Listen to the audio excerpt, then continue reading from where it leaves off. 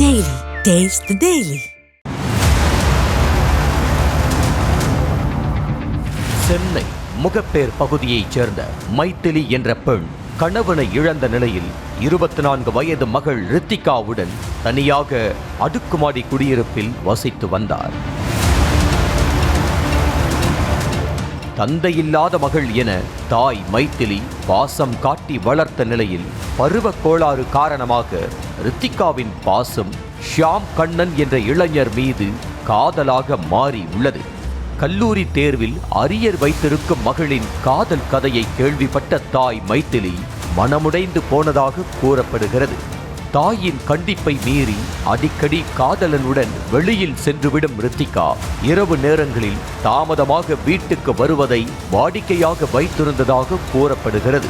இதன் காரணமாக தாய் மகளிடையே அடிக்கடி தகராறு ஏற்பட்டு வந்திருக்கிறது. இந்த நிலையில் வழக்கம் போல சம்பவத்தன்றும் இரவு தாமதமாக வந்த மகள் ரித்திகாவை தாய் மைத்திலி கண்டித்ததாக கூறப்படுகிறது.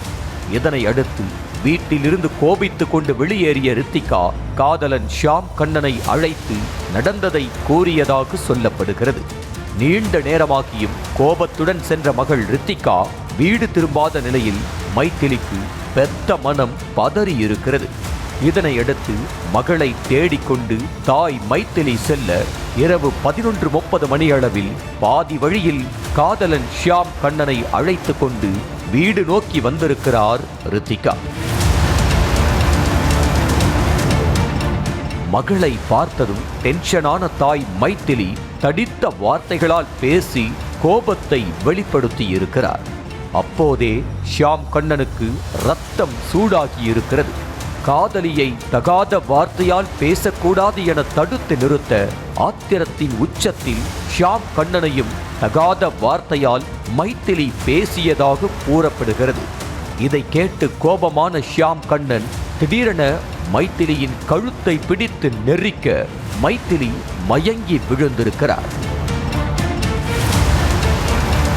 பின்னர் அதிர்ச்சி அடைந்த மகள் ரித்திகாவும் ஷியாம் கண்ணனும் சேர்ந்து மைத்திலியை தனியார் மருத்துவமனைக்கு கொண்டு செல்ல அவர் ஏற்கனவே இறந்துவிட்டதாக மருத்துவர்கள் கூறியுள்ளனர்.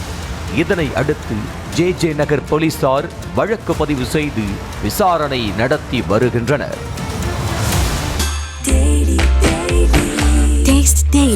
Taste the Daily.